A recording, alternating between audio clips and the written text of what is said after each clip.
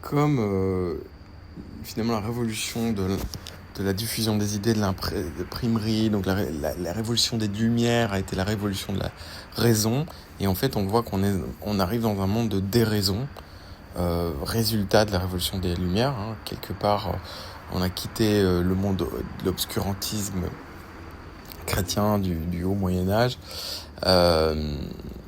Est-ce que je pense qu'on va cette fois-ci réellement rentrer dans l'ère de la raison avec l'intelligence artificielle, et peut-être la raison 2.0, mais la vraie logique avec les LLM, avec justement les boucles de renforcement où on sort finalement de l'hystérie et des émotions, paradoxalement dans un monde qui se polarise, qui est très clivé sur les réseaux sociaux.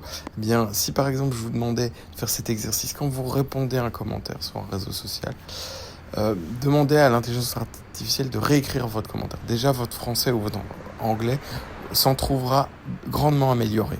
Et deuxièmement, elle va modérer en fait vos propos. Vous allez dire, ouais, mais elle me rend politiquement correct, elle fait une moyenne. Non, pas vraiment. Elle va juste utiliser de la logique. Le simple fait d'utiliser un meilleur vocabulaire, un phrasé, va permettre de créer de la nuance. Donc voilà, je vous invite à faire ça. On rentre dans la vraie ère de la raison, l'âge de la raison, c'est l'intelligence artificielle. Je répète, l'âge de la raison, c'est l'intelligence artificielle. Je vous dis à bientôt, c'était Anthony. N'hésitez pas à commenter, à liker si vous avez des réactions à ce propos.